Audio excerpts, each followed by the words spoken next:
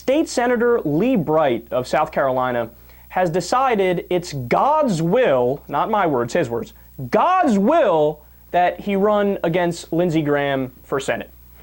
Because, of course, if God is concerned about anything, it's who's running for Senate in South Carolina? I'm interested. I got time before my aerobics class, so tell me. Ridiculous. And the reason is because he says Lindsey Graham is too liberal.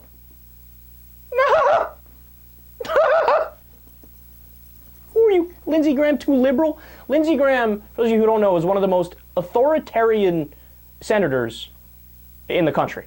I mean, he's never met a war he doesn't like. But this guy's too liberal? Well, actually, when you see his policy positions, you can see why he thinks that, because he's out of his mind. So, for example, this guy tried to get Michele Bachmann elected in the last election. I mean, right off the bat, red flags. I'm thinking low IQ. He continues. He's also on the board of a right-wing seminary that believes women should be subservient to men, both in the church and at home. So he's also stuck in the year 1952. And here are some policies he has supported. Letting high school teachers teach students how to shoot guns. Now, the normal brand of Republican crazy says, hey, let's have like a couple of teachers carry guns in school and take the training courses or whatever in case something happens. He's even further than that. He's like, no. So first you go to English class, then math class, and then learn how to shoot a Ruger 22. Like, that should be right alongside in the curriculum. Like, hey guys, what gun are we learning to shoot today? Oh gosh, well, the teacher says it's AR-15 day, yay! And of course, no high school students are emotionally unstable or mentally insecure or have psychological issues at all. So what could go wrong? It's not like any student has ever shot up a school. What? It has? How stupid is this guy? He also says anyone enforcing Obamacare should spend 1 year in jail. Not 2 years, not a week. 1 year in jail for enforcing Obamacare, because of course enforcing federal law, criminally punishable. He wants to ban public funding of abortion, get this, for victims of incest and rape. So, oh, you're a poor woman? You don't have all that much money? You just got laid off from your job and you were raped? We got nothing for you, sweetheart. Move along. Don't worry. Don't come in here again now. Troublemaker, you little rascal.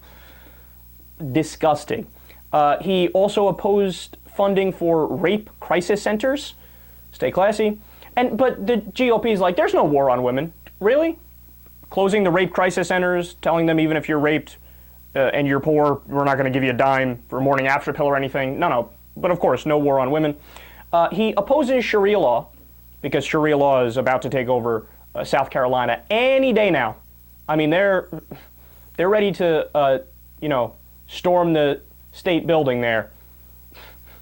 Less than 1% of the population is Muslim. And these guys are like, oh, give me my shotgun, Cletus. We got to make sure they don't get in here. Oh. And my favorite, I say the last few here are my favorite. He is pushing for South Carolina to adopt its own currency. Apparently we're back in the 1700s. We're doing the Articles of Confederation, where each state does its own thing completely. Can you imagine, like, the entire United States, we're our own country, and you see, like, the whole map is all one color for our, the other states, and there's little South Carolina that's a different country. The GDP would be like 7 cents. Like, are you kidding me? They would have a total gross domestic product not equal to that of 3 households on my block. And he also supported secession, of course, why wouldn't he? And my favorite, he criticized President Obama for not mentioning the national debt in his State of the Union address. Meanwhile, a company of his was facing tax liens and foreclosure. Oh, debt is horrible, terrible, we hate it, a big government, overspending so bad. Unless, of course, I do it, and then it's fine. Then nobody can criticize me. Jackass. Never in my life would I think I'd read a story about somebody so crazy that it makes you think, Lindsey Graham, maybe not such a bad idea.